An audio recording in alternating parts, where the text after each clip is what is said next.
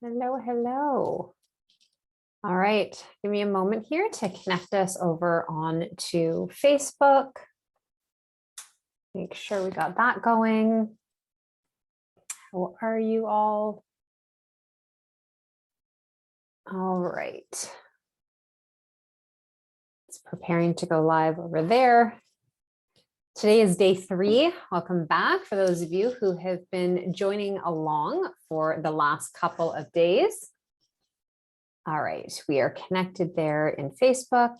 Okay, all right, so I'm going to open up the chat bar on the side here, as we always do. It's really important to me to know that you have the ability, and I'm going to make sure that this is actually posted to everyone.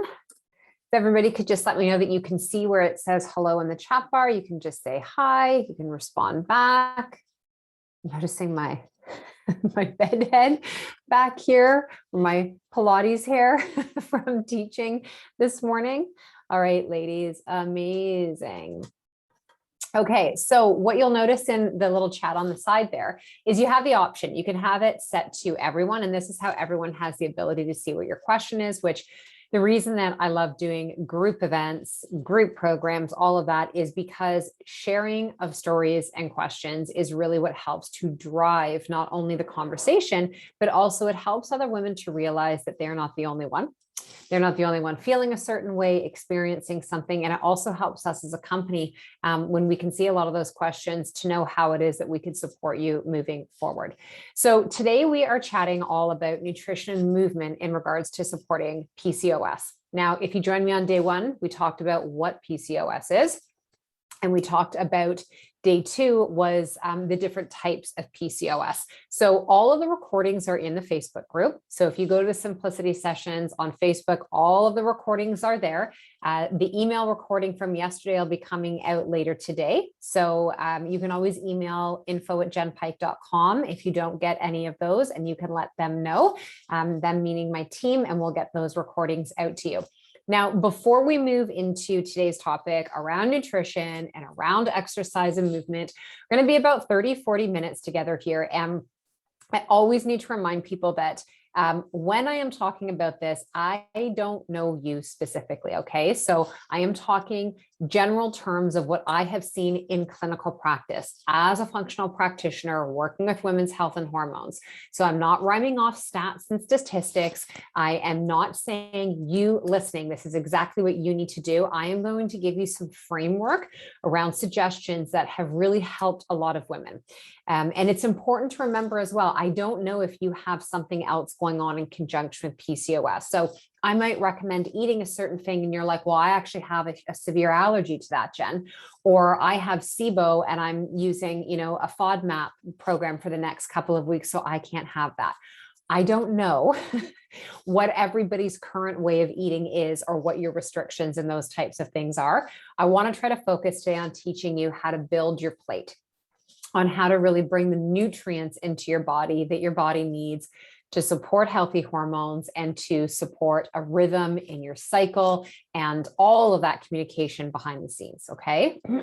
So the first part, and I want to pull this forward from day 1 and 2, is we want to make sure that digestion is running well and smoothly. So identifying some of the triggers, it's the things that set your system off, making sure you're having really good quality bowel movements on a regular basis, and that you are able to properly eliminate. A lot of times what happens specifically with women who are trying to support their hormones is they hear things like, increase your protein and fiber. And so they'll go and do those things. But this is a woman who's chronically been constipated for a long time. So she essentially already has a butt plug. And now you're going and increasing her protein, which can sometimes be harder to digest. You're increasing fiber, which is adding more bulk to the stool, without first making sure that she is having good bowel movements, that she's hydrated, her minerals are up to par. So those are things we talked about in days 1 and 2. So make sure that you are feeling in a healthy enough state before you go and do something radical. So when it comes to changing our nutrition, this is where we tend to get really radical, is around what we eat and how we move. And we just start to cut everything, or we change it all completely. And I'm not going to recommend that. I'm going to recommend that you start to make some small changes over time. And the whole theme coming out of today is consistency. This is not about making, fast changes in a short period of time and then expecting huge results. This is about being consistent and consistently starting to incorporate some of these suggestions in, and doing this months over months over months. Okay. So that first thing is your elimination. You need to make sure it's on point. Supporting your blood sugar. How do we do this? We do need to focus on looking at where that's coming from with our macronutrients, your protein, your carbohydrates, your fats, your fiber. It is about a balance of that. There's not a preset amount of calories to be consuming when you have PCOS or not. So even for those of you who feel like one of your biggest PCOS symptoms is not only the hormonal fluctuations, but you cannot lose weight, you're probably not going to be successful trying to diminish how much you're eating and when you're eating. What you've really got to be focusing on is the quality of what is coming in when it is that you are having your meals. So when I'm focusing on supporting women with PCOS, I really do like to work on incorporating good quality protein, somewhere typically in around 30 to 40% of what it is that they are consuming on a daily basis initially. I find a lot of women with PCOS, if you look into what they're eating, it is mainly carbohydrate based, right? So most of their meals are situated around carbs. So they're waking up and they're having, oatmeal, and they're adding things like nuts or seeds into it. But those are going to be more of that fat, not quite as much yielding protein, and probably not going to be enough to help to support stabilizing that blood sugar, especially earlier in the morning. So every meal you need to make sure has a protein, fat, and fiber. So this could be, very generally in the morning, it could be a couple of organic eggs. It could be a palm-size amount of something like chicken or fish or beef or whatever your preferred protein source is. If you don't consume animal products, it could be about a half a cup of beans or legumes. But I will tell you again, this is from my own experience as a practitioner, is that working with women who don't consume any animal products and are on a completely vegan-based diet, I do not find very good results, to be completely honest. And I have been vegan myself. I was vegetarian for a long time. I understand the reasons as to why many of us choose to move towards that. But the long-term impact on our body and on our hormones is that if you can try and get some animal products in that you do feel comfortable with, oftentimes that can support and speed up the health that you're looking for with your hormones. Now, on the other side of that, it's not going to be something where it's like you're having 4 ounces of red meat at every single meal throughout the day, and that's going to be the thing to support it either. It really is looking at what is the balance for you. So every meal getting in that solid protein source and your healthy fat. So it could be, a couple tablespoons of healthy organic olive oil. It could be healthy amounts of avocado. It could be some ghee. It could be coconut oil. This is where you could bring in some of those nuts and seeds. But again, what makes your system feel good? I know for me, if I do something like go nut crazy and have way too many, that actually doesn't feel good digestively for my body. It bogs me down. It makes me feel heavier. I don't feel as clear and clean digestively as if I were to have some of those nuts and seeds with vegetables, right? So if I was having roasted vegetables and then having some pecans on it, if I'm having a really nice big salad and throwing some seeds on it, and you have to figure that out for your body. A lot of, if you're looking for like the studies and the research around a diet for PCOS, brings us back to the Mediterranean diet, which is focusing more on the healthy fats, moderate amount of protein, and healthy sources of vegetables, low glycemic fruits like organic berries. And this is it. So when we're talking about vegetables, it's not just about getting 1 meal a day in with your veggies. Okay. And I'll give you an example. And this is something that, it can happen very commonly for me if I'm not aware and cognizant of it. But could wake up in the morning and you could make yourself a smoothie and throw in, your milk of choice, throw in your protein powder and some of your frozen fruit. Okay, so can we argue that we have gotten in our protein source? Yes. Did we get some fiber in from the fruit? Yes. Was there some fat in there that was probably part of that protein scoop in some of the milk source? Yes. There was no vegetables in that. Okay. Move on to like your next meal of the day where you're having a wrap and maybe you're having like a little bit of spinach in it. That's not enough. That's not the ample amount of veggies that we're talking about. So we really, as human beings and as women, and this helps with the detoxification of your estrogen, we need to be getting cups full of vegetables. Now, remember what I said in the beginning. I don't know your food sensitivities. I don't know if the things that rock your body the most are the vegetables, and I don't know why that is for you. So keep that in mind. I hope if that is you, you are working very closely with a practitioner to help to support your digestive system so you can start to incorporate some of those foods back in. But every single meal that you are eating, breakfast, lunch, and dinner. So typically what I have found to work in practice is for women to eat within the first, 1 to 2 hours of waking, protein being the focus, and then to eat within every 3 to 4 hours for their main meals. So say you had breakfast at 7, lunch was going to happen somewhere around, 11, 11:30. Snack in the afternoon. I am a big fan with the women that I specifically work with their hormones with having a blood sugar stabilizing snack in the afternoon, because I find most women that longest period of time is they'll have lunch around 11:30, 12, 1 o'clock. And then it can be 5, 6, sometimes more hours long until they get their next meal in.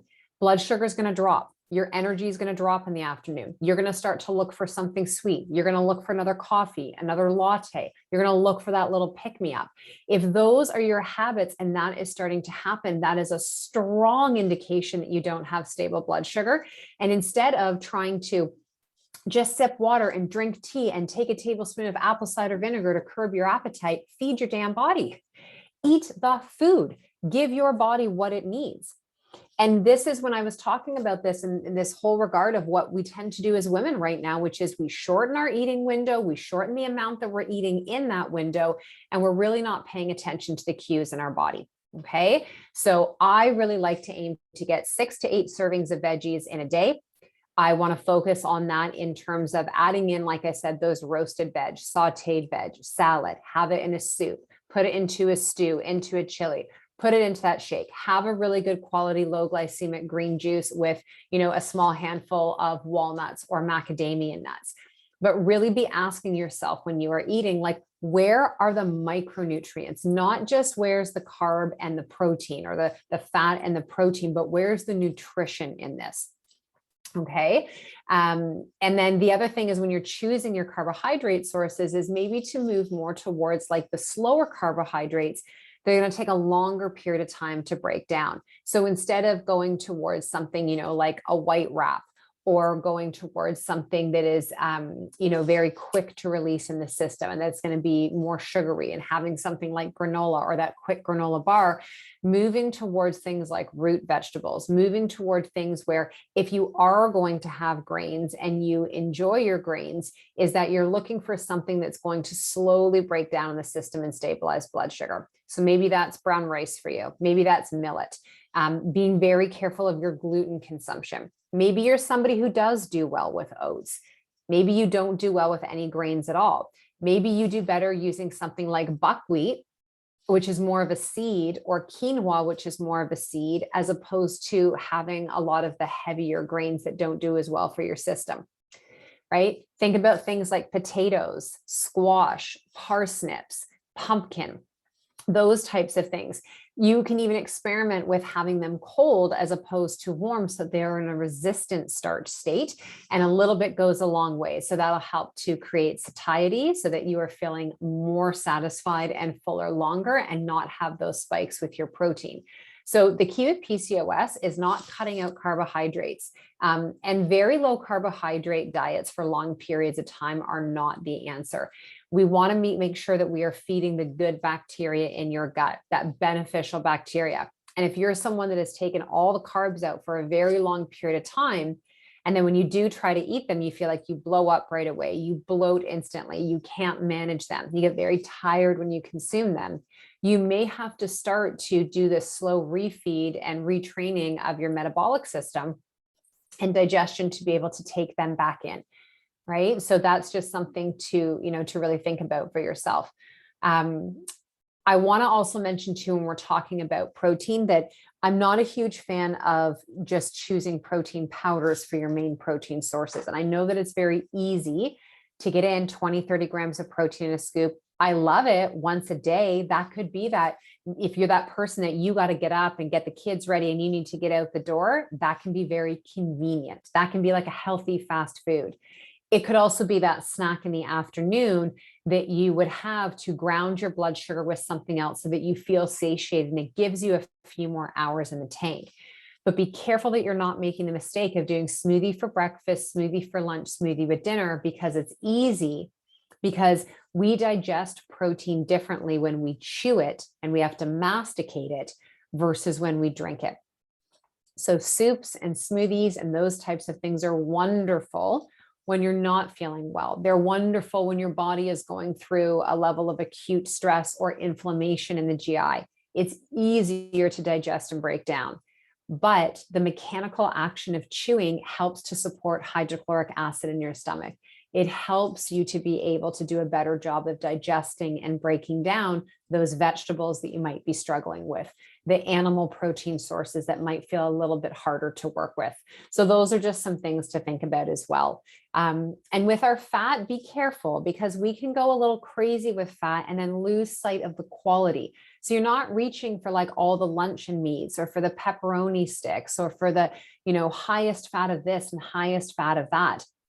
You do want to make sure that you are getting your healthy fat in, but we don't want to go crazy. You don't want to be, overdoing it and pulling in a ton of polyunsaturated fatty acids like hydrogenated oils and loads of seed oils, especially to be cooking with them. So it's, just be really careful when you're making those decisions. Try to go to your whole food source of fat, right? When you're eating your protein sources, is that coming with healthy fat? When you're looking at something like an avocado, the way it's, fallen off of the tree or something has grown from the ground, that's a whole good quality food to be putting in your body. So be careful how much of the packaged stuff that you're reaching towards that's just marketing and advertising. Also be really careful, like how many spoonfuls of nut butter and seed butter you're consuming. I was definitely somebody that used to do way too much of that. And now if I'm going to gravitate towards wanting to have, cashews or macadamia or Brazil nuts or hazelnuts or those types of things, I'm going to chew that versus taking it off a spoon. Cold water fatty fish, not farmed, wild, very good for you as well too, because those omega-3s are really going to help with a lot of the inflammation that we see in the body. So those are some of the main things that you really do want to be thinking about. And I would say that for those of you who struggle with getting in the veggies, and this is really difficult for you to digest and break down, try and do some things like steamed bok choy. Try and do like adding in broccoli sprouts or pea shoots and those kind of things and what you're having. Chard, those things that you can just kind of, you don't want to wilt them. You just want to blanch them a little bit. So they should still look vibrant and colorful when you cook them. You're just taking a lot of the crunch out of them. And see how you do, and don't overwhelm your system. The other thing I find is like when it comes to stuff like cabbages, so Brussels sprouts, Napa cabbage, red cabbage, cauliflower, broccoli, roasting tends to be the best way to go, or braising.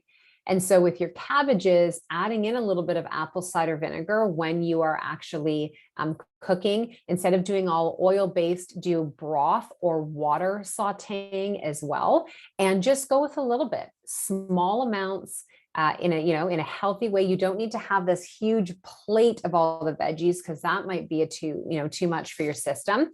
And then the other thing to think about is maybe starting to add in some greens powders, right? So there's a lot of different companies out there on the market that have really good quality organic greens powders. And that could be a more simplified way. You could look at Organifi, you could look at Genuine Health, you can look at Athletic Greens, you could take a whole food supplement product like Juice Plus or something that's encapsulated and help to get that into your system that way as well. But what I do want to remind you of when it comes to your nutrition is that it is very important that what you're choosing is organic and non-genetically modified.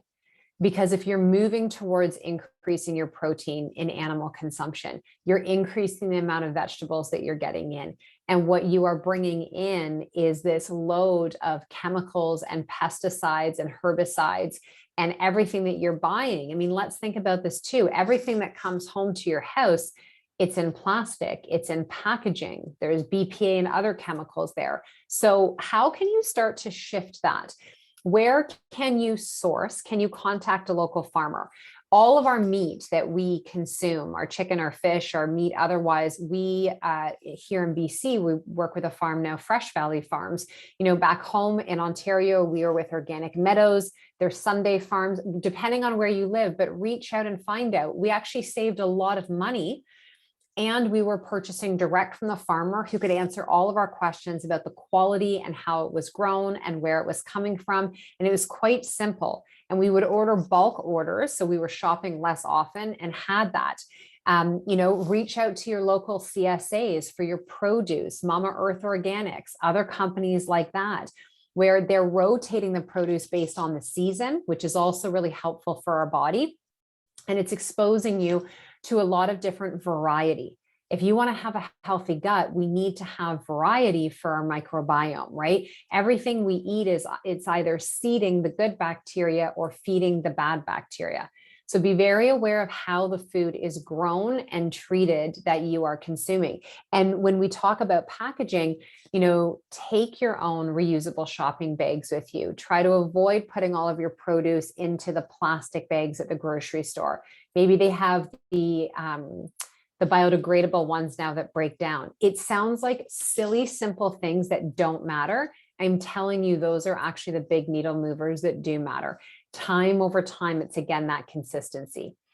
And if you had to choose and you've got to decide, it's going to be organic meat and dairy versus organic veggies and fruit. You make sure that if you're consuming animal products, that is hormone free, that is organic, and that is really good quality. Okay. Really, really important for that. Now let's chat here. I just actually need a sip and then I'm going to take a peek here into the questions.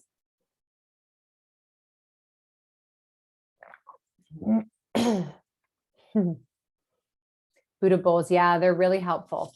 I love Buddha bowls. I love bowls in general. Every meal of my life could be a bowl because I'll always do like veggies as the base and then just add in. It's also a really good way to embrace that role of food prep and being in your kitchen without following a single freaking recipe, right? Like just cook up your proteins that you're going to have or have those proteins available. Cook up and roast up a few trays of the veggies that you're going to have your fresh greens, have your avocados, all those things, and just start to build that bowl up for yourself. It's a beautiful way of like protein check, fiber check, carbohydrate check, fat check, super, super simple.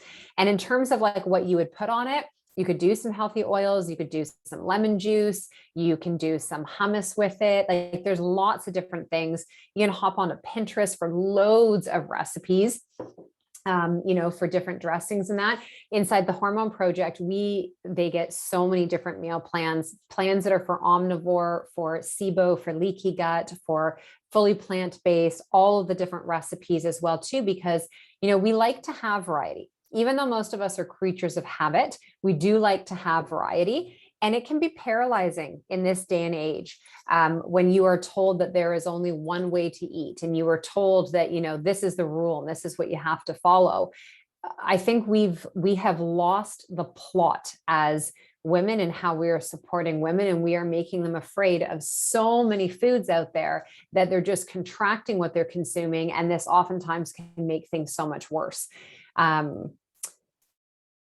Yeah. So Krista, if fermented protein powders are making you bloated and gassy, they're probably plant-based. And so that could actually be more the issue for you, is that it's plant-based, not that it is fermented, or depending on like if you have any overgrowth of certain bacteria in your gut or candida or yeast, your body's probably not going to do well with anything fermented right now. So you may want to use like a beef-based protein powder, or you may want to use, hemp in your smoothie as opposed to protein powder, or you try collagen and see how that feels. So looking at those different types of options, I had to come off plant-based protein powders for about 5 months and switch to a fully beef-based one because of just some different, and I wasn't having digestive symptoms. I had this like little patch of kind of psoriasis at the base of my scalp, and I couldn't figure out what was going on. And obviously I do this for a living. I have lots of different tools, and I did an autoimmune food screening, and brown rice powder was one of the highest ones for me. And that had been in my plant-based protein powder that I had been using for a very long time.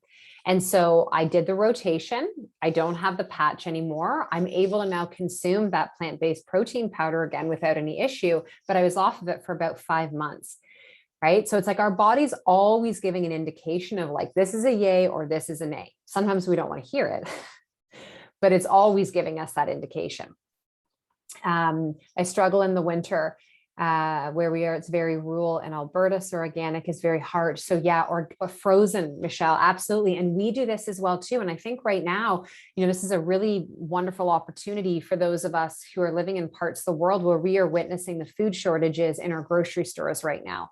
And it's to recognize of A, what do you have the ability to grow on your own, indoors or out? And B, looking at high, good quality, organic frozen fruits and vegetables, and sometimes even canned, and making sure that it's organic canned, so it's BPA free. And these are things like never before would I have thought in my mind, like go the way of teaching about the canned and the frozen and that. But the reality is at the end of the day, if our accessibility and our storage of what it is that we need is not there, we have to get creative in how we can still provide the nutrients for our body. And this is why also that supplementation, green powders, those types of things are also really important for your system as well for that. So those types of things are really important. So the big things to cut out with PCOS, okay, so we focused on all the goodness to bring in, all your healthy plant-based sources, your animal protein sources, your fats, your fiber, all that goodness. The biggest offenders for PCOS, okay, bar none, I will see this every single time. So dairy, 100%. Unless you are getting in organic, full fat, unpasteurized, raw dairy, and you know where it's coming from, I can guarantee you that the regular grocery store dairy you are consuming, the Greek yogurt that you are making part of your daily routine, the whey protein powder, all of that is probably adding to the inflammation in your body. And it could be showing up in your menstrual cycle. It could be showing up in your skin. It could be showing up in your energy, in your mucus, in your congestion, many different ways. So dairy is a big one to be removing. Dairy is a hormonal byproduct, okay? Just like let that sink in for yourself. You are consuming a direct hormonal byproduct that you are bringing into your body that is nothing like the cow that has produced that milk. Very difficult.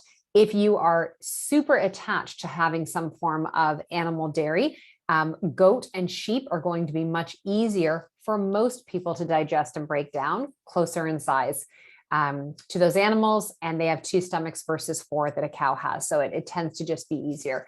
Sugar is going to increase the inflammation in your body. Any of the processed foods that we talked about, gluten is going to be a big one because gluten is going to impact something called your secretory IgA. And this is your immune response. So there are a lot of people who will say, well, if you don't have celiac, you don't have to remove gluten. I would argue that through and through because I test for non-celiac positive gluten sensitivity in my practice every single week. We measure it through the fecal matter, which is a DNA test looking at the stool as it passes through the actual GI and through the intestinal tract, the colon, and the rectum. We see high levels of SIGA, high levels of anti-gliadin IgA, and high levels of calprotectin, and oftentimes blood in the stool.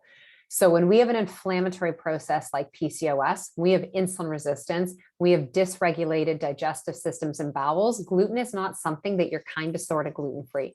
You need to pull it out for at least a few months, and then you can try to retest and see how your system will feel. Alcohol is another huge culprit for PCOS. It is, I get asked all the time, like, well, how much could I have and what would be the best thing to have?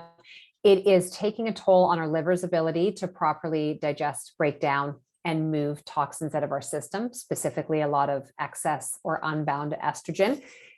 It is affecting our blood sugar in a massive way, and it's highly inflammatory stimulant. So I'd be taking the alcohol out. Caffeine is another one. And I know this is like where I'll start to lose people. They're like, that is it. You just talked about like the holy gospel, which is coffee. You need to ask yourself what your connection to the coffee is and why it's there in the first place. If you are going to consume coffee, please let it be organic, fair trade, mold and mycotoxin free, and keep it to 1 delicious cup a day. Okay. And you can upgrade your coffee. Yes, you could do things like add in some organic ghee. I really love the St. Francis ghee. And that is clarified butter. So the way the dairy has been removed from it, that can help if you're somebody that when you have coffee on an empty stomach, it really bothers you. So my suggestion would be either eat before your coffee or have some ghee, teaspoon to a half a tablespoon, and you could do a little bit of collagen and you could upgrade it a little bit, but be very careful at how much you're having. You could switch out and do something like matcha. You could do dandy blend, although for those of you who do have more of that SIBO type energy and tend to get more gassy, dandy blend is wonderful for the liver, but it does have prebiotic fibers and sometimes it can irritate that. Matcha is great for those of you who need the caffeine. High ORAC value, high antioxidant value, fantastic at helping to support the lowering of some of those elevated androgens. But you're going to get some of the caffeine in there to help to give you that energy, as where alcohol, coffee, sugar, dairy, gluten is going to pour fire on those androgens, fire on the insulin, fire on the thyroid, fire on the gut. Like it's not going to support any of those things. So it's a much bigger list of the things that you should be eating and consuming when you have PCOS than it is what you should not be. The issue is we are just super attached to our coffee, to our wine, to our sugar, to our gluten, to the carbohydrates, to all the processed stuff, because it makes people feel good up here, right? It's that false sense, it's that hit, it's that dopamine. But the reality is, and the question you have to ask yourself is, if you want to get back into balance with your physical body, you're going to have to make some different choices. 32 ounces. Yeah, a 32 ounce coffee cup is not a serving. That's called a liter. That would be that much. This is a mug. This is a liter. This is probably here, even this mug, like this is probably 500 milliliters, right? That's like 2 cups of coffee. So when we think we're having a coffee a day, I don't actually drink coffee myself, and it does not agree with me. I don't feel good in any which way or the other. And I didn't need a test or anyone else to tell me that. So please just be very careful and be very cognizant of that. So that's it in terms of like your nutrition, what you need to move towards. Here's the simplest way to build your simplicity plate. Look at your meal. Where is my protein? Where is my fat? Where is my fiber? Start to increase your relationship with your vegetables, cooked versus raw. Raw is probably going to feel a lot harder for a lot of you. And choose one. Like if you've really not been eating a lot of vegetables, maybe you just start with adding some raw carrots in. Beautiful, beautiful way to lower beta glucuronidase in the gut, which is going to support your hormones, right? Maybe it's adding in cucumber with some, Redmond sea salt, right? So it's a high hydration vegetable. You're getting the salt for the adrenals on there, low calorie for those of you trying to lose weight. So you can have a higher volume, right? A lot of times what I'll do with my meals when we're talking about those Buddha bowls, I love shredded like cabbage or coleslaw that you can like buy at the store in the bags. And I will just saute up a whole bunch of that as opposed to having rice underneath my protein or noodles underneath my protein. So I can have a whole lot more food, a whole lot more satisfaction, and I'm satiated from it. And I'm not tired after like I would be had it been a bowl of noodles or grains underneath all of the protein and other veggies that I was having. Okay. All right. We got about 10 minutes left. We're going to shift into movement. So I think one of the biggest mistakes or myths that I see with PCOS is when women are told, like, don't ever do anything with intensity. That's not actually true. And it's not about doing only this or only that. The key with PCOS and the key with if you feel like you have weight loss resistance as part of your PCOS is to be very consistent in the routine that you create. Now, working with women, I am a huge fan of having a rhythm. whether it is following your body's rhythm of what phase you're at in your cycle, or it's following the lunar phase.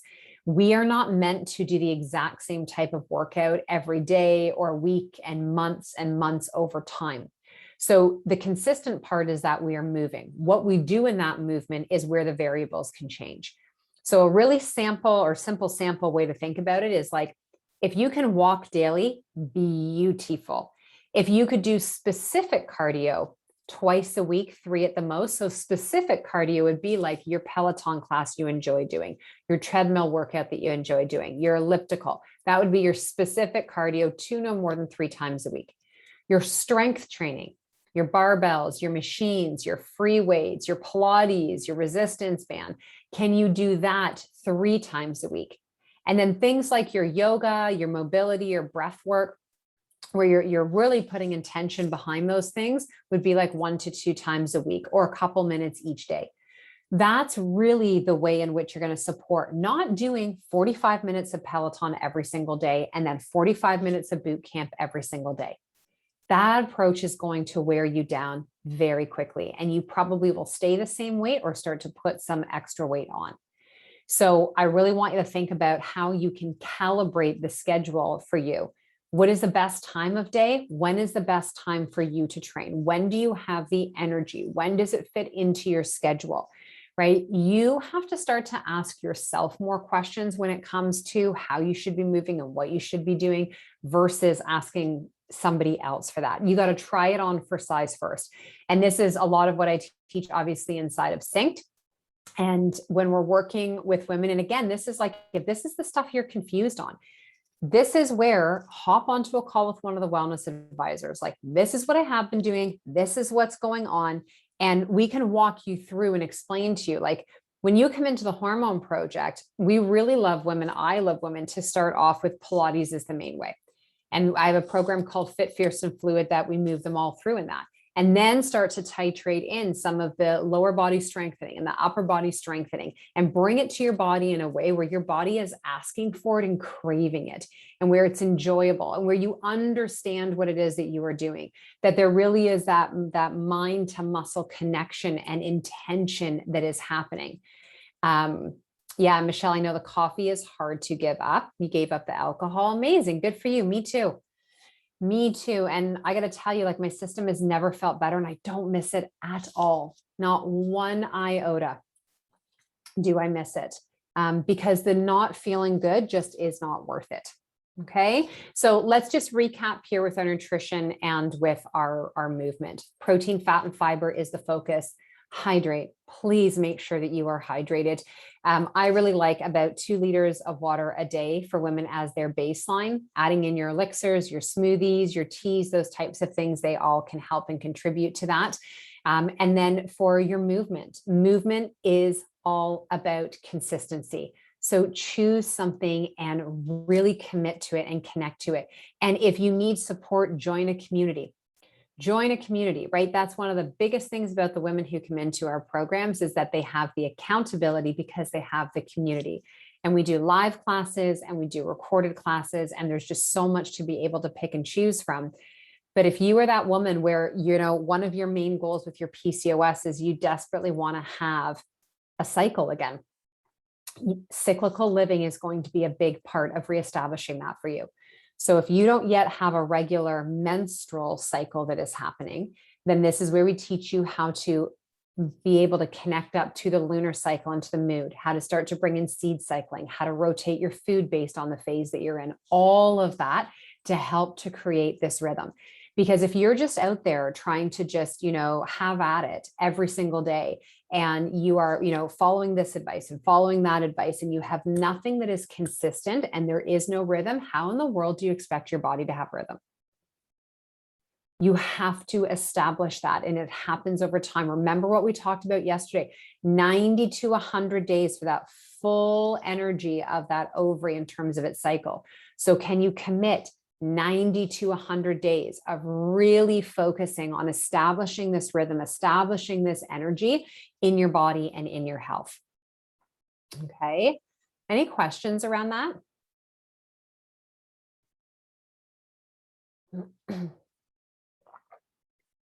Yeah, you do need to be careful. I know, and I get this question a lot around CrossFit. So my CrossFit works beautiful for my husband.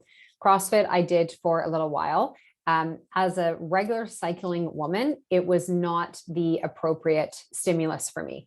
It was, and let me say it this way, it wasn't appropriate going 4 and 5 times a week. Going every once in a while as that like added little hit, little challenge for my body, for my engine, no big deal. Choosing it 4 or 5 days a week, too taxing on the system. And especially like that's not an appropriate type of stimulus when you're in the luteal energy coming into your menstrual cycle, into your bleed, definitely not when you're on your period. And so if you're somebody that's looking for more of that cyclical type of energy and movement, that is definitely where Synced is, because we help you and lay it out in calendars. All based on that. And it's amazing. You know, my body completely changed when I embraced that way of training, like completely changed. It is in fact how I trained for my entire last fitness competition, which I won both my divisions and my pro card, is I trained 100% based on my cycle. And everyone around me, including my coach, was like, I do not understand this thing you were talking about. I do not know if this is going to work. And I was like, I have to listen to my body. And that's the whole thing, ladies. Build the trust with your body. Listen to her. And in order to do that, you got to create the space for her to start to communicate with you again. And when you don't have a regular something, whether it's a regular cycle or a regular rhythm or whatever it is, that can feel very, very challenging. You can feel like you're disconnected versus very connected. So my recommendation would be tap into establishing that rhythm with yourself. Okay, there's a lot to be learned there. And I've done a ton of podcast episodes on cyclical living and all of that as well too. Okay, all right, tomorrow we are going to be back here. We are going to be talking tomorrow about supplements that can support PCOS and other lifestyle habits. And tomorrow is our last day. So have a beautiful rest of your day today, and I will see you back here tomorrow, everyone. Take care.